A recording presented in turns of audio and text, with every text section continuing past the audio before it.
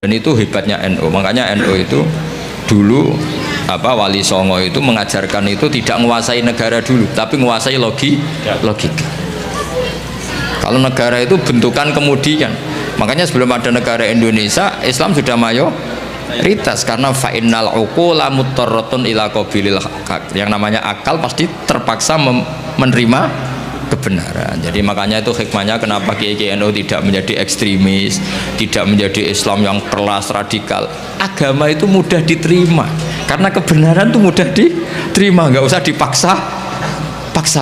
Karena la ikraha fiddin. Kenapa la ikraha? Qad tabayyana rusydu minal ghayy. Mana benar mana salah itu pasti jelas.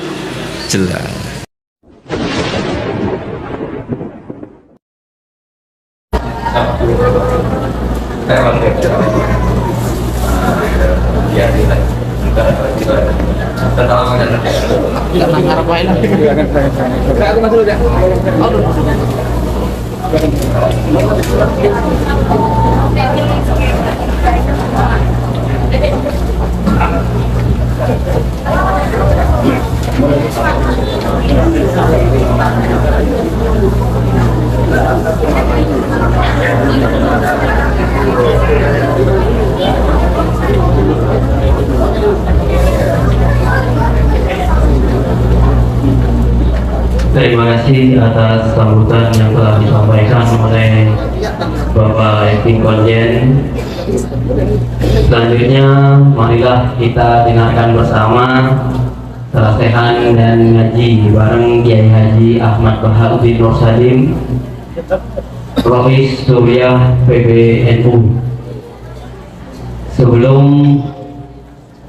dimulai, kami memohon kepada Bapak Kiai untuk mendoakan sahabat kita yang kemarin baru wafat, baru meninggal, Bapak Haji Rudi. Monggo nanti kita bareng-bareng baca Fatihah yang akan dipimpin oleh beliau. Fadhilul masykurah. Bismillahirrahmanirrahim. Syukur Rasulullah sallallahu alaihi wasallam. Al-Fatihah.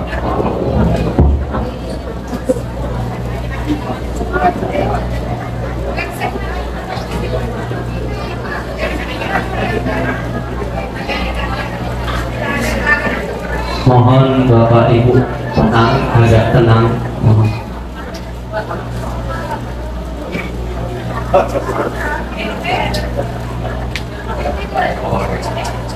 Assalamualaikum warahmatullahi wabarakatuh. Bismillahirrahmanirrahim.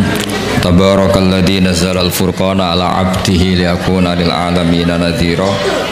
Allahumma shalli wa sallim ala nabiyyina wa rasulina Muhammad wa ala alihi wa sahbihi asma'in, amma ba'du. Yang sangat kita hormati Ketua PCI NU Cabang Arab Saudi Bapak Imron Masudi, Bapak Ekdin Konjen, Bapak Syafaat Khofur, semua teman-teman NU, fatayat muslimat yang saya hormati. Ini acara ngaji apa? Saya tidak tahu ini. Ini penguatan tauhid apa penguatan nasib? Enak ngaji mana ini? Tauhid apa nasib? Nasib.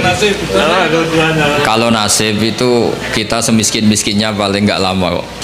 Setelah mati selesai. Yang jelas jangan miskin setelah mati, itu bahaya itu nanti. Karena biasanya ngajinya ulama-ulama Indonesia itu merilek. Kenapa rileks? Karena hampir semua ulama, baik ulama ahli sunnah maupun yang lain, berpendapat al-uqulu muttarratun ila qabulil haq. Yang namanya akal itu terpaksa menerima kebenaran. Sehingga dalam tradisi aswaja, saya ulang lagi, saya nyebut aswaja bukan ahli sunnah karena selalu ada pergeseran dalam percaturan nama ini. Dulu yang namanya ahlu sunnah itu ya ahlu sunnah, sekarang kalau kontra Syiah pasti namanya apa? Sunni kan? Meskipun di internal Sunni ada yang percaya wasilah, ada yang mengharamkan wasilah. Tapi saya tidak mau mendiskusikan itu. Saya mau cerita bapak-bapak, ibu-ibu, mbak-mbak yang saya cintai, yang saya hormati, kebenaran itu sesuatu yang absolut. Karena absolut, maka akal ini pasti menerima. Saya beri contoh yang ringan-ringan saja. Misalnya kita akan bilang bahwa baju saya ini putih, peci saya ini hitam. Karena itu satu keniscayaan, maka kita tidak perlu memaksa orang untuk mengatakan peci ini hitam, baju ini putih.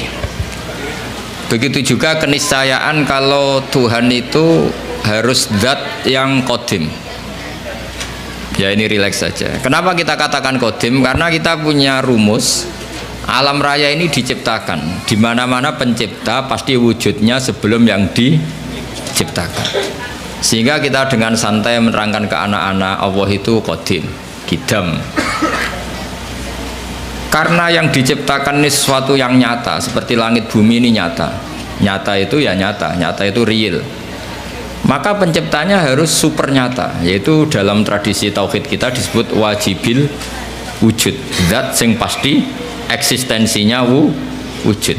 Sehingga kita mulai kecil diajarin alam raya ini diciptakan oleh zat yang wajibil wujud. Sehingga mulai kecil kita dilatih Pak Konjen tuh ngapalkan sifat berapa? 20 Pak Imron ya? Yaitu wujud, qidam, baqa, mukhalafatul lil hawadis. Jadi sebelum negara itu anti sama faham komunis, faham ateis, saya ulang lagi ya, sebelum negara membakukan keantiannya menolak paham ateisme, paham komunisme, itu akalnya orang Indonesia itu sudah menolak paham ateisme. Kenapa menolak? Karena di musola-musola, ini Pak Imron juga anaknya Kiai, saya tahu keluarga beliau karena orang Madiun. Saya itu mbah saya itu juga ada yang orang Sewulan, Sewulan pondok tertua di mana tuh? Madiun itu masih. Saya ini keluarga Mbah Sambu Lasem.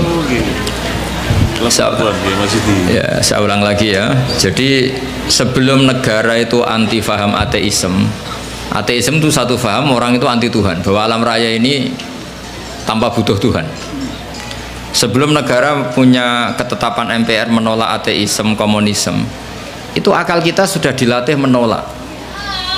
Kenapa dilatih menolak? Karena akal kita tidak bisa menerima. Misalnya hadhil maujudat, terus kamu bilang khalaqahal Adam, bahwa langit bumi yang wujud ini diciptakan oleh sesuatu yang tidak wujud.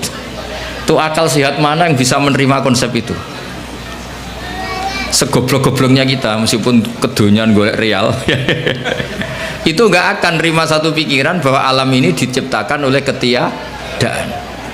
Karena al-adamu la yakhluqu syai'an, yang namanya ketiadaan pasti tidak bisa menciptakan. Yang bisa menciptakan siapa? Ya pasti sesuatu yang wujud. Maka pertama sebelum kita tahu sifatnya Allah yang banyak, yang harus diketahui apa? Sifat wujud. Karena sesuatu yang wujud yaitu alam raya pasti disebabkan oleh yang wujud.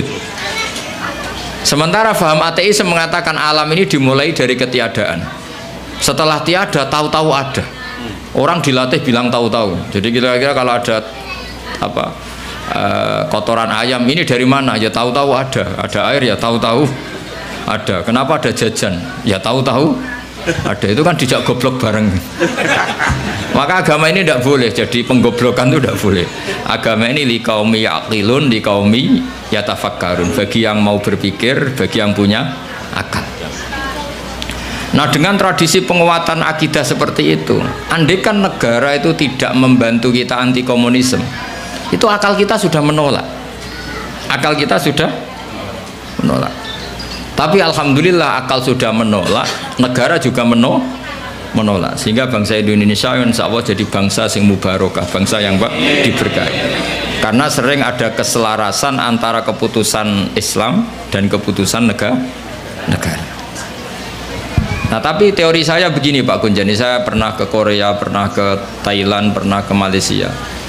Kira-kira di era modern, suatu saat negara ini satu dunia lah, bukan negara, satu dunia ini menjadi globalisme, sudah mengglobal.